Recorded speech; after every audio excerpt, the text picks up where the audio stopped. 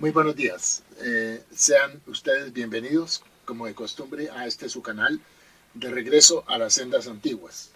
Repetimos, nuestro propósito, nuestra intención es poderles traer a ustedes información que ha sido recogida a través del tiempo y con algunas revisiones de lo que tenemos escrito en las Biblias. Han habido estudios, han habido descubrimientos de nuevos escritos y entonces es necesario que podamos entender o tener un mejor entendimiento de lo que se nos está comentando. En este caso vamos a enfocarnos, obviamente, como lo hemos hecho antes, en las enseñanzas de Pablo y estamos realmente refutando, estamos rechazando las enseñanzas de Pablo porque nos hemos dado cuenta de que ellas provienen de, de un entorno pagano, de un entorno de religiones de misterio y de conceptos helenísticos que no están alineados con la Torá o con la Biblia hebrea. Muy bien, vamos a comenzar entonces con el capítulo 11 y vamos a tomar del versículo 23, comenzando con el versículo 23, y vamos a mirar qué nos dice aquí Pablo. Eh, entonces, Primera de Corintios, capítulo 11, versículo 23, dice Pablo: porque yo recibí del Señor lo que también os he enseñado, que el Señor Jesús, la noche que fue entregado, tomó pan, y habiendo dado gracias, lo partió y dijo: tomad, comed, esto es mi cuerpo, que por vosotros es partido, haced esto en memoria de mí. Asimismo, tomó también la copa, después de haber cenado, diciendo: esta copa es el nuevo pacto en mi sangre. Haced esto todas las veces que la bebiereis en memoria de mí. Bien, entonces hemos considerado los versículos 23 al 25. Ahora, ¿qué es lo que podemos decir de esto? La primera pregunta es, ¿qué quiere decir en el versículo 23? Pablo, ¿qué quiere decir? Porque yo recibí del Señor.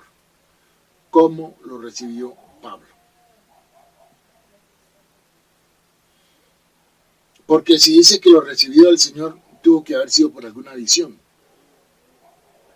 Entonces aquí tenemos que ponernos a pensar, ¿cómo podría ser posible que Jesús se le apareciera a Pablo para comentarle lo que dijo en un acto que ya es un pasado? Porque esto tuvo que haber sucedido, lo que Pablo está relatando, de pronto unos 5, 6 años adelante, después de la muerte de Jesús. Entonces, si Pablo no estuvo ahí, ¿cómo Pablo puede hablar de lo que se dijo en la última cena? Entonces, eh, vemos aquí que hay una discrepancia. Aquí hay unos, y ahí vamos a ver unos errores. Entonces, lo primero que tenemos que cuestionar es, ¿Pablo lo recibió de una visión de Jesús? Sería la única posibilidad. ¿Por qué? Porque no era una tradición de la comunidad apostólica de Jerusalén. ¿Por qué? Porque lo que está dicho ahí va en contra de las escrituras hebreas. Vamos a ver qué es lo que dice. Dice: lo que también os he enseñado, que el Señor Jesús, la noche que fue entregado, tomó pan, y bebiendo, dando gracias, lo partió y dijo: tomad, comed, esto es mi cuerpo, que por vosotros es partido, haced esto en memoria de mí. Esta parte no tiene ningún fundamento en la escritura hebrea. ¿Por qué? Porque aquí se está tomando un elemento y se está conjugando como si fuera el cuerpo, y se está haciendo una alusión a que el pan que se está partiendo representa el cuerpo, ¿sí? Y luego, más adelante en el siguiente versículo dice: asimismo tomó también la copa, después de haberse cenado, diciendo: esta copa es el nuevo pacto. Eso tampoco está respaldado por la Escritura. En mi sangre, haced esto todas las veces que la bebieres en memoria de mí. ¿Qué tienen estos versículos acá? Estos versículos nos están mostrando que Pablo está introduciendo elementos helenísticos y elementos de las religiones de misterio al tratar de hacer lo que la Iglesia Católica más adelante hizo, que se llama la transubstanciación del cuerpo y de la sangre de Jesús en un ritual donde la persona que ingiere este elemento adquiere una comunión con Jesús. Entonces, estos son elementos que no tienen ningún respaldo en la Biblia hebrea, para nada, en absoluto. Entonces, lo que nosotros tenemos que preguntarnos es, y además, debemos considerar que Pablo nunca estuvo ahí. Entonces, esa parte nos parece que no está en línea con la Biblia hebrea y nos parece que fue una adición cuando se escribieron los evangelios. Repito, los evangelios se vinieron escribiendo después del año 80, más o menos, ya unos 20 o 30 años después de los escritos de Pablo. Entonces los escritos de Pablo se transfirieron a los evangelios y por eso los evangelios tienen esa tónica. Pero, como vamos a ver, necesitamos ver varias cosas acá. Primero que todo, lo que Jesús dijo, lo podemos tener en Lucas, capítulo 22, versículos 14 al 20.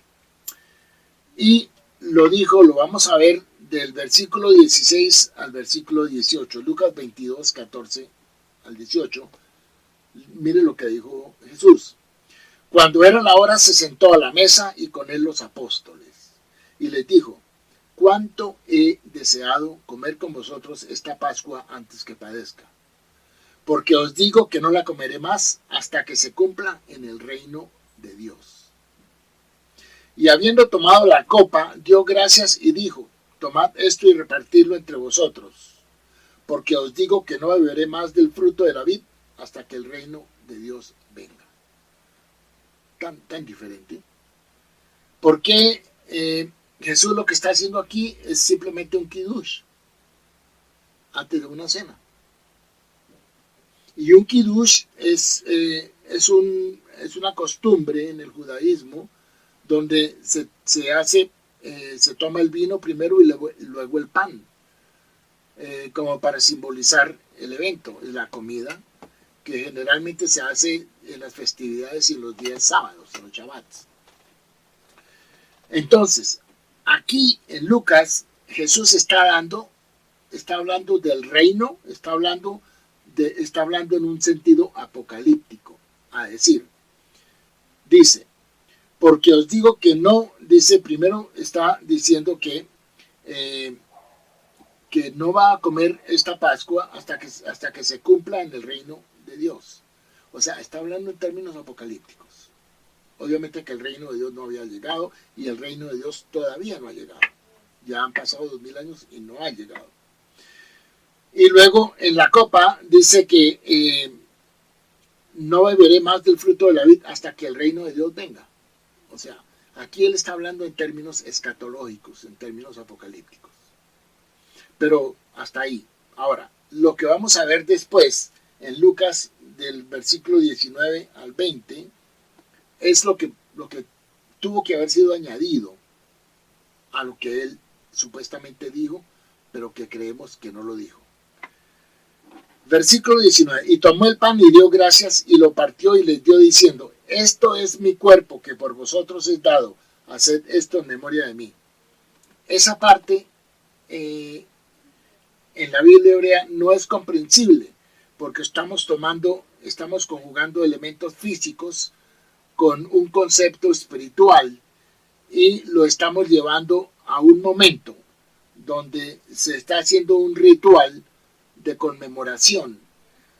Y luego en el versículo 20 dice, de igual manera después que hubo cenado tomó la copa diciendo, esta copa es el nuevo pacto en mi sangre que por vosotros se derrama. Luego aquí tenemos elementos que ya no tienen en común con las enseñanzas de la Biblia hebrea, porque son costumbres. Estos ritos se hacían y como vamos a ver, cómo sabemos que era un ritual, lo que Pablo está hablando en el capítulo 11, versículo 23, él está tomando primero que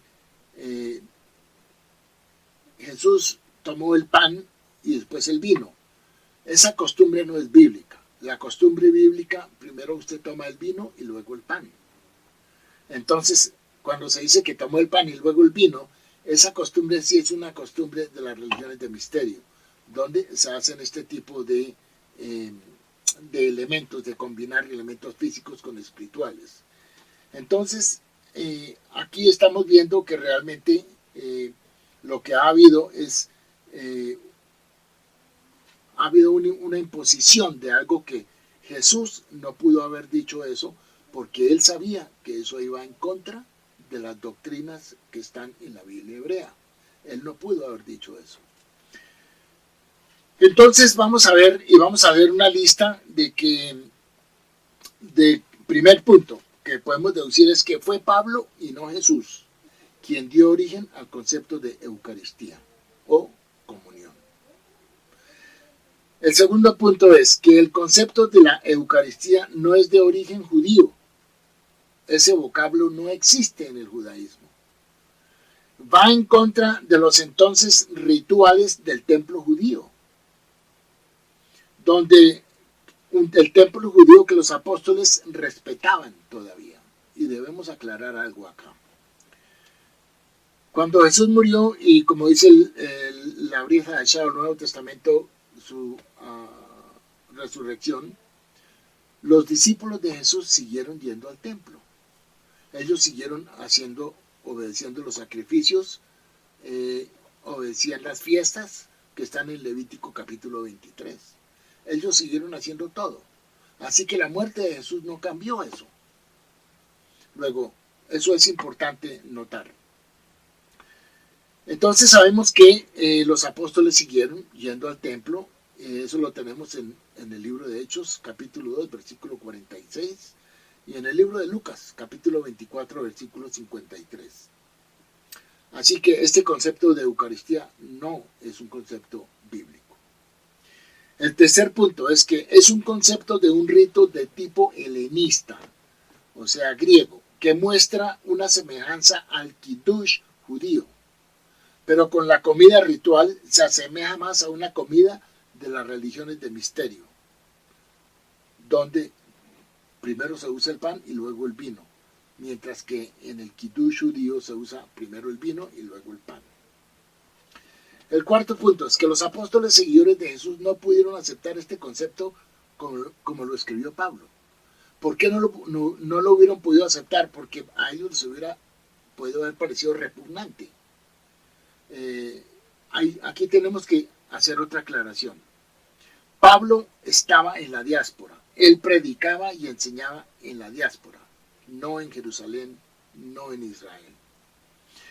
Entonces, los apóstoles no estaban muy enterados totalmente de lo que él estaba predicando, pero sí habían recibido quejas de que él estaba predicando cosas que no estaban en línea con las enseñanzas de la Torá o la ley de Moisés, y que estaba enseñando a que los mandamientos ya no eran válidos y que no se circuncidaran, etcétera, etcétera. Entonces, aquí estamos viendo que Pablo está construyendo un ritual que los apóstoles no hubieran podido haber aceptado, porque va en contra de lo que está en la Biblia hebrea. El quinto punto, ¿cómo recibió Pablo esto? ¿Lo recibió por tradición o por una supuesta visión? Porque él no estuvo presente en la última cena. Entonces, ¿cómo él va a hablar de lo que se dijo en la última cena si él no estaba presente? Ahora, si Jesús hubiera dicho algo importante que habría que celebrar en ese momento, a futuro, pues los apóstoles lo hubieran sabido. Pero los apóstoles nunca dieron ninguna indicación de que eso debía hacerse. Ya vamos a ver en qué documento podemos encontrar esto. Ahora, otro punto es que la última cena original no tenía un aspecto eucarístico, sino más bien apocalíptico. A lo que me refiero, lo que Jesús dijo que él no lo haría hasta cuando estuviera en el reino de Dios, cuando viniera el reino de Dios, mirando escatológicamente a la era mesiánica. Es posible que él haya estado concibiendo una segunda venida para esa época, y por eso él estaba hablando en términos apocalípticos. Ahora, los evangelios no están de acuerdo en cuanto a las instrucciones de Jesús durante la última cena. Los evangelios narran diferentes palabras, usan diferentes vocabulario. Y también tenemos que decir que cuando se dice que esta copa es el nuevo pacto, ya hemos visto que si Jesús era judío y él conocía la escritura muy bien, él tendría que haber sabido que no era un nuevo pacto, que el pacto de Sinaí es un pacto eterno. Él tenía que haber sabido que la base que supuestamente usaron después cuando se escribieron los evangelios fueron de Jeremías capítulo 31, versículos 31 al 34, que se habla de un nuevo pacto. Pero ya hemos dicho que este nuevo pacto es para la era mesiánica, no es el pacto a que supuestamente se refiere en este momento que estamos mirando, donde supuestamente él alza una copa diciendo que este es el nuevo pacto en su sangre. Él no pudo haber dicho eso. ¿Por qué no pudo haber dicho eso? Porque el pacto a cual se refiere la escritura, que está marcado como una cita bíblica, habla de Jeremías 31. Y Jeremías 31 sí es un nuevo pacto que Dios el Eterno va a establecer con Israel en la era mesiánica. Y las condiciones de ese pacto no se han cumplido. Entonces, no se puede hablar de un pacto y referirse a Jeremías capítulo 31, versículos 31 al 34, porque no es lo mismo. Bueno, entonces, el Evangelio de Juan no presenta los mismos rasgos de tipo eucarístico que los otros evangelios. Inclusive, Juan no habla ni siquiera de la última cena. Otro punto es que primero viene el vino y luego el pan en la secuencia judía de una comida festiva. Y tenemos que tener en cuenta que Jesús, y a propósito, lo digo ahora, Jesús estaba en la noche del día de la preparación. Tenemos que decir que en el judaísmo primero viene la noche y luego viene el día. Luego el día comienza en la noche, después de las 6 de la tarde. Y es cuando ellos se reunieron en la última cena de un día miércoles. Ese era el día de la preparación. Luego ese mismo día, al otro día por la tarde, es cuando Jesús muere, ¿sí? Y luego viene la noche de la Pascua. Entonces, si eso fue el miércoles, él no pudo haber muerto un viernes. Jesús no pudo haber muerto un viernes, porque si hubiera muerto un viernes, entonces no hubiera podido estar como él lo predijo, 3 días y 3 noches, porque de viernes a domingo no hay ni 3 días ni 3 noches. Eso es porque hay una falta de entendimiento del entorno hebraico y de que esa semana se celebraban 2 sábados, 2 shabbats, 2 shabbatón, uno el de la Pascua y otro el shabbat semanal. Entonces, por eso decimos que él murió un miércoles por la noche. Fue cuando él se sentó a la cena y después fue arrestado y obviamente el día siguiente murió. Pero está dentro de ese día del 14 del mes de Nisan, que es el día de la preparación.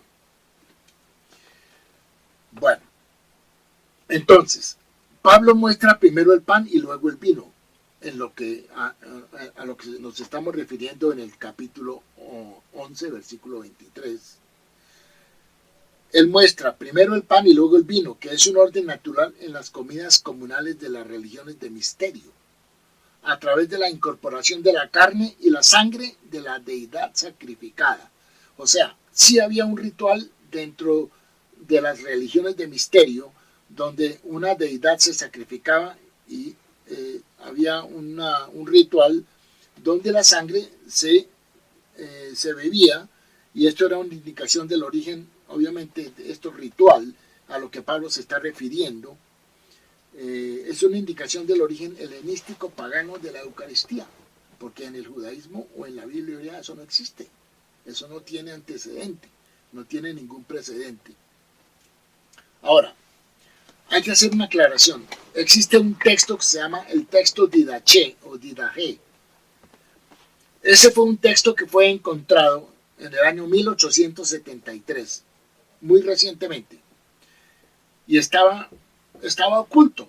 Y es un texto que habla o se titula La doctrina de los 12 apóstoles y describe una ceremonia llamada Eucaristía, y estamos hablando dentro del contexto judeocristiano, y que después se vuelve un contexto pagano cristiano.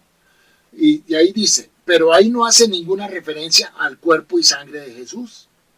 En ese Didache, en ese escrito de los 12 apóstoles, ahí no se habla de cuerpo ni sangre, ni una referencia a Jesús, ni a un evento llamado la Última Cena. Esta ceremonia está en los capítulos 9 y 10. Ustedes pueden consultar este documento en internet. Están en los capítulos 9 y 10 y se asemeja mucho al Kiddush judío y se refiere a Jesús en términos humanos, como el siervo de Dios, descendiente de su siervo David, y muestra una inclinación apocalíptica hacia la reunión de todo Israel, que es una de las condiciones que el Mesías tiene que cumplir.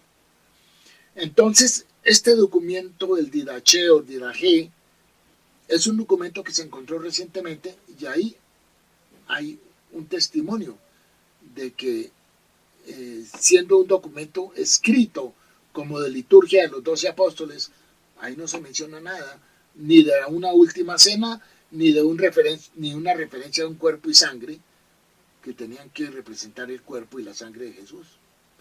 Luego, esto es de tener, hay que mirarlo.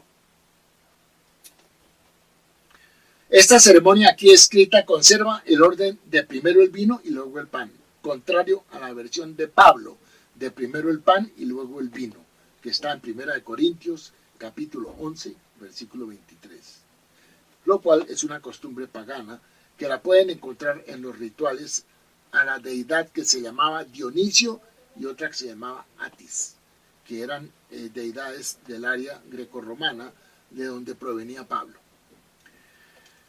También debemos afirmar que esta práctica, según la Didache, refleja la costumbre de la comunidad apostólica de Jerusalén. Hay que diferenciar aquí. Hay que diferenciar entre la comunidad apostólica de Jerusalén, que era la que representaba a los seguidores de Jesús en cabeza de Santiago, de Juan y de Pedro. Ellos eran la comunidad de los apóstoles y discípulos que Jesús había escogido. Y esa era una de las posiciones que estamos viendo acá. Esa era la posición de los apóstoles seguidores de Jesús, que si estuvieran presentes en la ocasión de la cena, o sea, ellos sí estuvieron presentes. Pablo no estuvo ahí, ellos sí estuvieron ahí.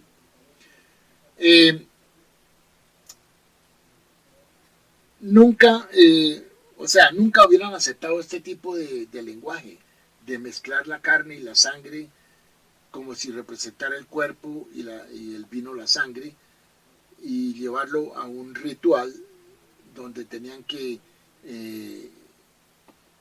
asumirlo espiritualmente. Pues eso no existe, ni era una doctrina, ni está escrito en ninguna parte de la Biblia hebrea. Así que tenemos que diferenciar dos cosas. Una, las enseñanzas de Pablo en la diáspora a los gentiles.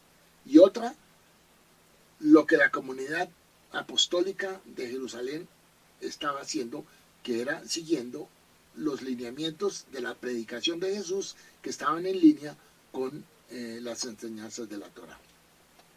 Así que Jesús no pudo haber dicho eso, porque él mismo sabía que tuvo que haber sabido que eso iba en contra de los dogmas de la Biblia hebrea. Otro tema que, ya que estamos en este tema, otro tema que nos compete es el tema del bautismo.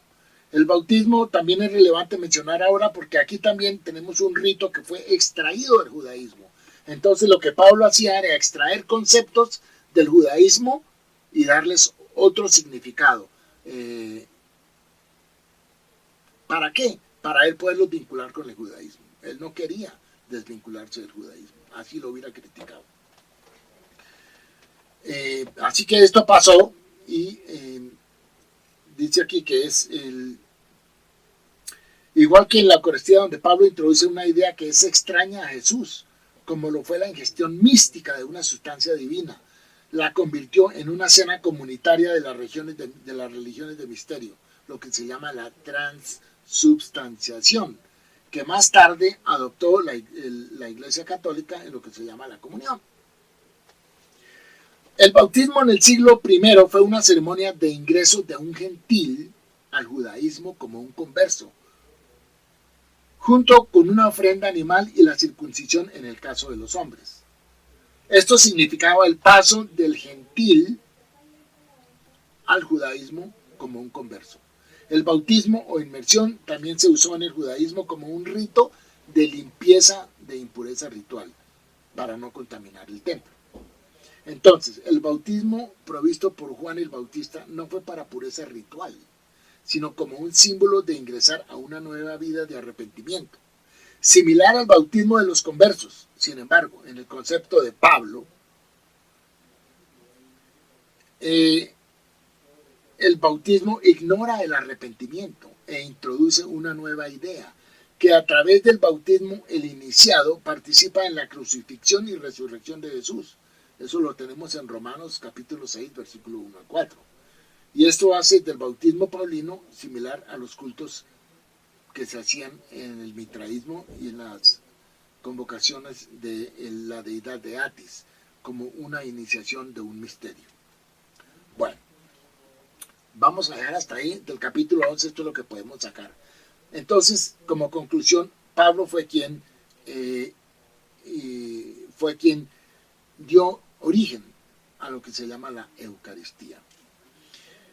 Bueno, el capítulo 12 habla de dones espirituales, no quiero tocar esa parte. El capítulo 13, la preeminencia del amor, tampoco debo tocar eso, no quiero tocar esa parte.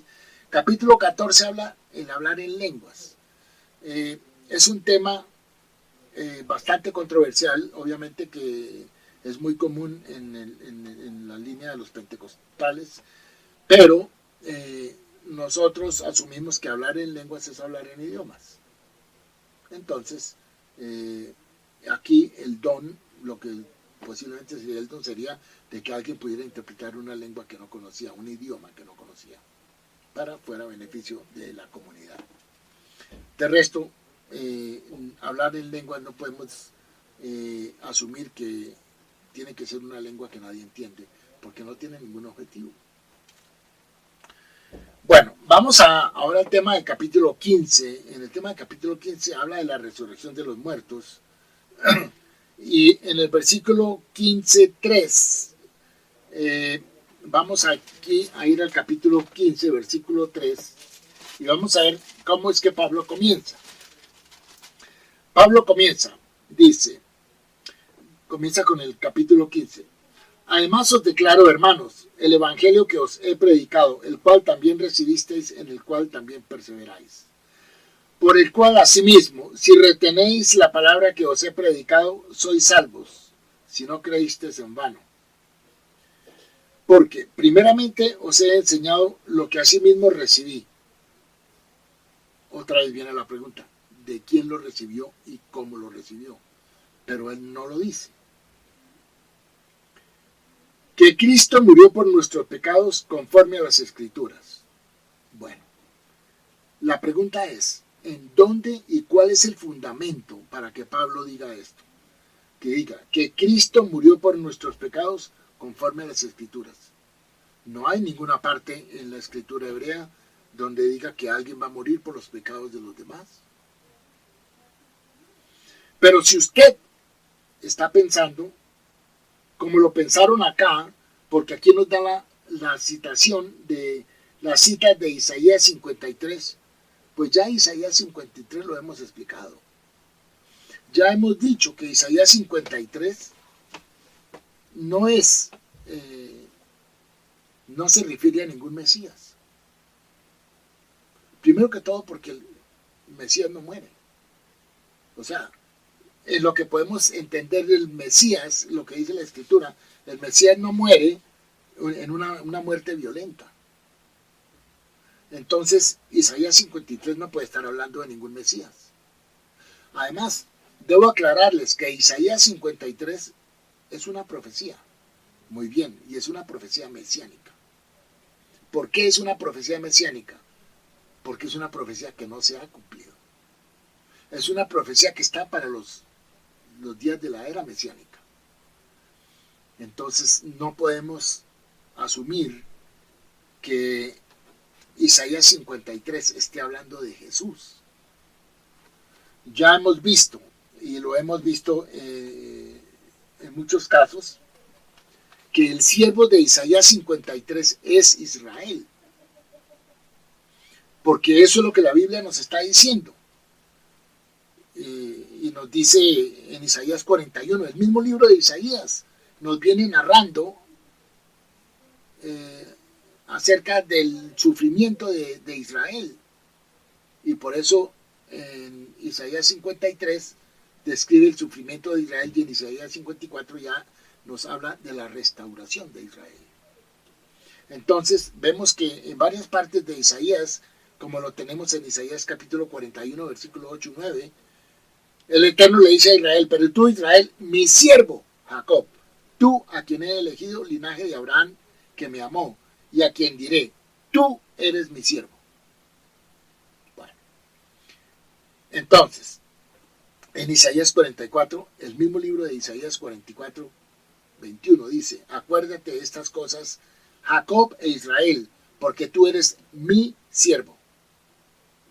Yo te hice para que fueras mi siervo. Ya vemos que va 3 veces en el mismo libro de Isaías. En Isaías 45, 4 dice: por amor a mi siervo Jacob e Israel, mi escogido, te he proclamado por tu nombre. En Isaías 48, 20 dice el Eterno: Hashem, o el Eterno, ha redimido a su siervo Jacob. En Isaías 49, 3 dice: tú eres mi siervo Israel, en quien me glorío. Eso está en Isaías 49, 3. También lo tenemos en Jeremías 30 y en los Salmos, capítulo 136, 22, donde dice: herencia para Israel, su siervo, porque su bondad permanece para siempre. Entonces, tenemos claro que Isaías, todo el tema de Isaías antes del libro 53 habla del siervo. Y en Isaías 53 habla del sufrimiento del siervo.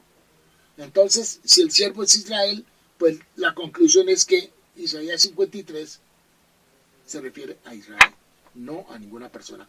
Así, ojo, así Isaías 53 esté con un sustantivo o un pronombre singular, él, es posible, y en otras partes de la Escritura se menciona a toda la comunidad de Israel como un individuo.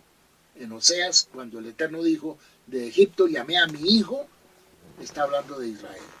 Entonces, y ahí está usando un singular. Entonces, en Isaías 53 tenemos el mismo caso, está usando un singular. Así que no podemos decir que Isaías 53 se refiere a Jesús, porque no tiene. Ahora, Isaías 53 no habla de crucifixión, para nada.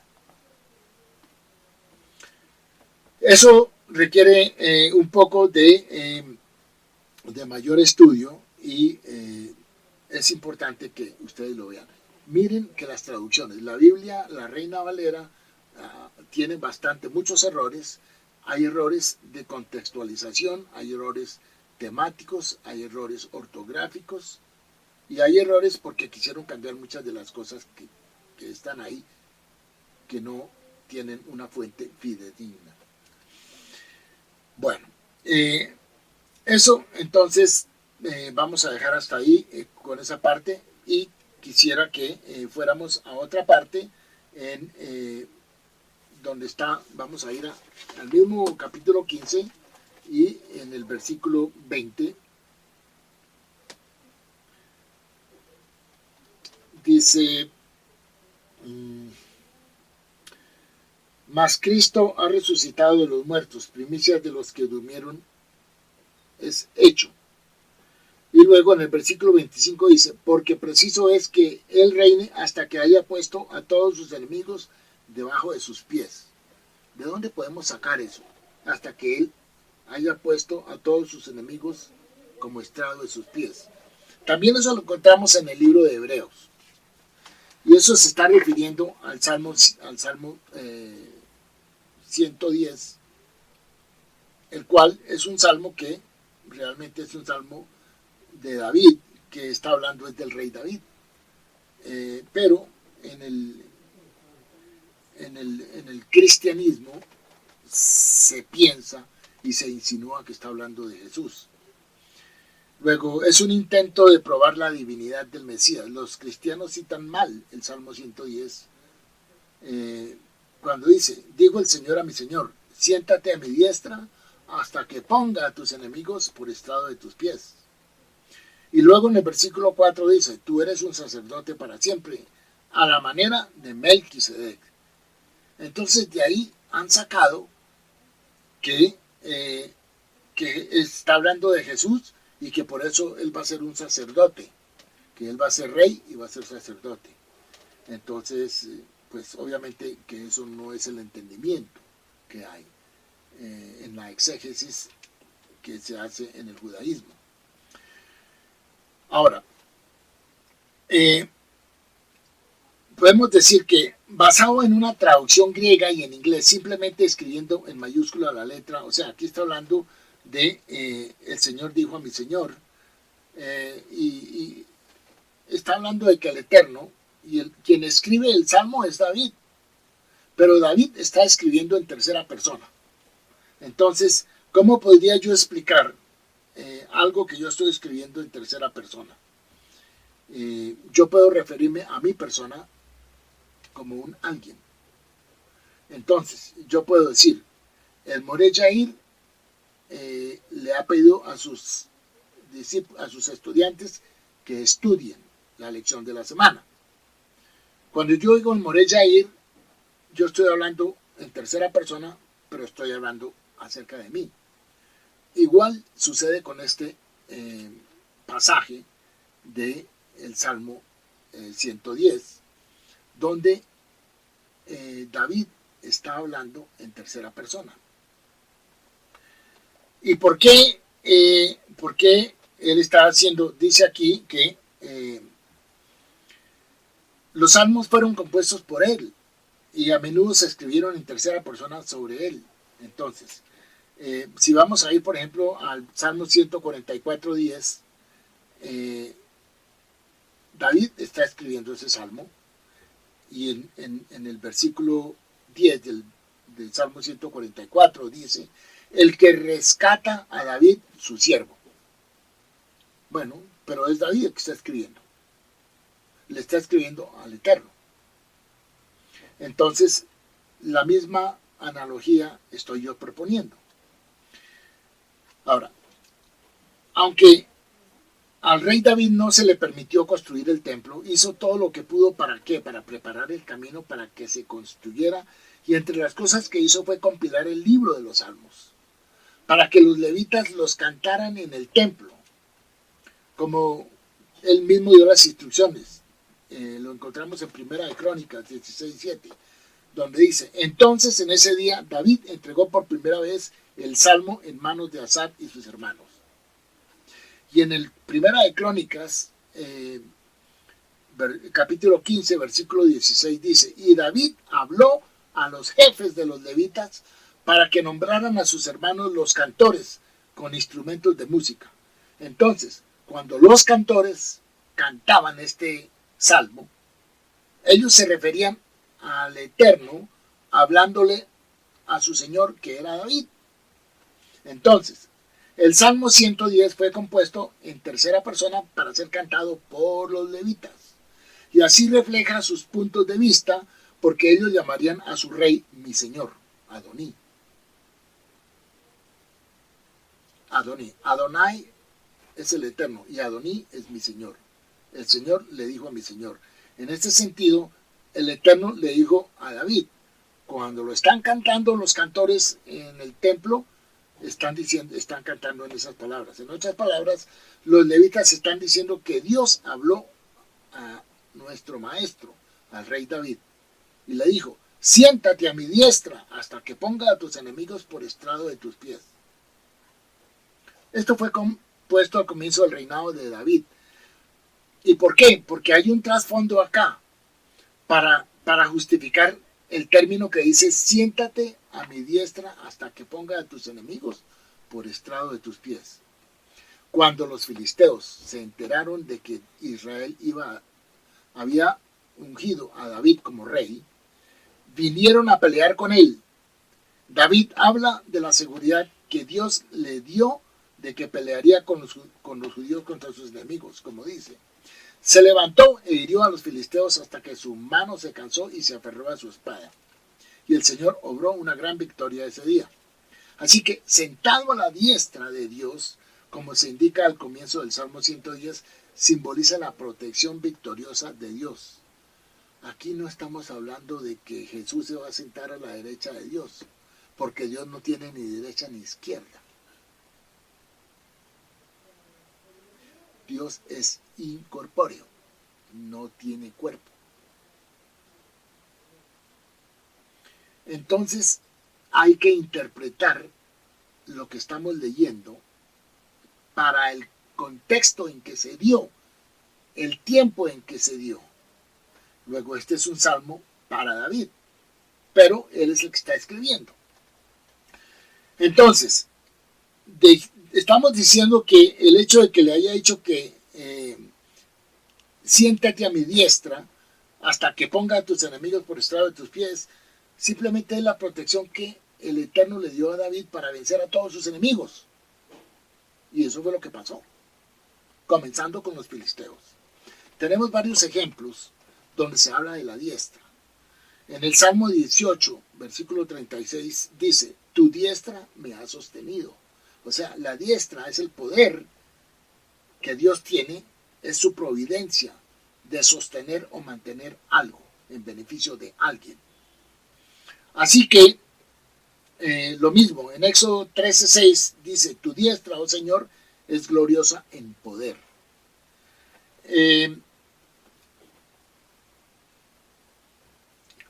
Así que, cuando Dios invita a David a sentarse a mi diestra, es para mostrar la protección dada por Dios y la posición privilegiada que disfruta David en su relación con el Eterno. No debe tomarse como una indicación literal de estar sentado a la diestra de Dios. La terminología mano derecha se usa aquí como una expresión de protección y favoritismo de Dios hacia David. Ahora que entendemos que este salmo está hablando del rey David, nos quedamos con algunas preguntas. ¿Qué significa? Que será sacerdote, Cohen, para siempre a la manera de Melquisedec. ¿Quién fue Melquisedec? ¿Qué clase de sacerdote era Melquisedec? ¿Cómo se podría hacer referencia a David como un Cohen, o sea, como un sacerdote, cuando él se originó en la tribu de Leví, no en la tribu de Judá, de donde realmente iban a venir los Cohanim, los sacerdotes? ¿Y en qué se parecía David a Melquisedec? Un sacerdote a la manera de Melquisedec no se refiere a que Jesús se haga cargo del sacerdocio levítico para siempre. Esta declaración también se refiere al rey David. Melquisedec era un rey no judío que vivió durante los tiempos de Abraham, como dice en Génesis 14:18. Y Melquisedec, rey de Salem, sacó pan y vino y era sacerdote, o sea, Cohen, del Dios Altísimo. Aunque no era judío y no podía ser de la tribu de Leví, se le llamaba sacerdote Cohen debido a su puesto de servicio a Dios. De manera similar, podemos decir que Jetro, el suegro de Moisés, fue llamado también un sacerdote, y él no era israelita, ni era de la tribu de Leví, él era de Madián, era de un contexto pagano, pero era un sacerdote. Entonces, Malquisedec fue llamado rey de Salem, quiere decir que él era un rey de Jerusalén. ¿Por qué? Porque en hebreo la palabra Jerusalén se compone de las palabras Yere y Salem. Y Abraham llamó a este lugar Hashem Yere, en Génesis 22:14, lo que significa Jerusalén. O sea, es la ciudad de la paz. Además, el nombre Melquisedec proviene de dos palabras hebreas. Melech, que significa rey, y Zedek, que significa justicia, o sea, rey de justicia. Esto significa un rey sobre un lugar conocido por su justicia. Luego, Melquisedec es un título genérico conferido a los reyes que gobiernan Jerusalén. De la misma manera, todos los reyes de Egipto fueron llamados faraón. O sea, todos eran faraones, pero eran diferentes reyes. Los reyes de los filisteos fueron llamados Abimelech, y hubo varios Abimelechs. Y los reyes de Persia recibieron el título de Ahasveros, y hubo varios de ellos. Entonces, así como Melquisedec era rey de Jerusalén, también lo era David. A David también se le prometió que sería sacerdote para siempre, a la manera de Melquisedec. ¿Y cómo podría ser llamado sacerdote? Como se señaló anteriormente, el término sacerdote no se usa exclusivamente para referirse al sacerdote al Kohanim que oficia en el templo, que se originó en la tribu de Leví. En el Tanaj, en la Biblia hebrea, el título Cohen también se usa para referirse a las personas dedicadas a ministrar un servicio específico. No tenían que ser literalmente un sacerdote Cohen, sino que estaban dedicados a un servicio específico, al igual que un sacerdote. Entonces, vemos específicamente que los hijos de David fueron referidos como sacerdotes, Kohanim, en 2 Samuel capítulo 8, versículo 18, donde dice, los hijos de David eran ministros, o sea, Kohanim, del Estado. Por tanto, el término sacerdote, como en sacerdote de Dios el Altísimo en el Salmo 110, versículo 14, también puede referirse a un líder. Que David sería un sacerdote para siempre a la manera de Melquisedec significa que el privilegio de ser gobernante de Jerusalén siempre permanecería para David y su descendencia, para siempre. En el Salmo 18:51 dice a David y a su descendencia para siempre. Todo el Salmo habla en tercera persona del rey David y su relación con Dios. Él era literalmente un Melquisedec, rey de justicia, rey de Jerusalén. Así que el Mesías estaría destinado a reemplazar el sacerdocio levítico. Que eso sucediera es un concepto no bíblico, ¿no? ¿Por qué? Porque el Mesías no puede reemplazar el sacerdocio levítico, igual que los hijos de David tampoco pueden reemplazar el sacerdocio levítico. Y la Biblia no da ninguna indicación de la posición de Melquisedec como sacerdote, que implique un servicio que implique el perdón de los pecados. Entonces, estamos hablando de diferentes contextos. Y el hecho de que Melquisedec no hubiera tenido ni padre ni madre, pues si fue un ser humano tuvo que haber tenido un padre y una madre. Porque esa es la naturaleza del ser humano. Que no están mencionados es otra cosa. Entonces, no hay que llevar las cosas al extremo y hacer de lo que tenemos acá, el Salmo 110, para decir que es Jesús que está sentado a la diestra de Dios, porque eso no es. Esa no es la interpretación. Y tengamos en cuenta otra cosa. ¿Quién mejor que los israelitas, los judíos que interpretan la Biblia? ¿Quién mejor que ellos nos pueden decir cuál es el significado verdadero? Y es que aquí tiene una justificación que no la tiene y que no tiene un fundamento firme en el Nuevo Testamento cuando se refiere a Jesús. De ninguna manera. Entonces, yo los dejo con esto por hoy. Les agradezco mucho la atención y nos veremos en la próxima clase. Muchas gracias.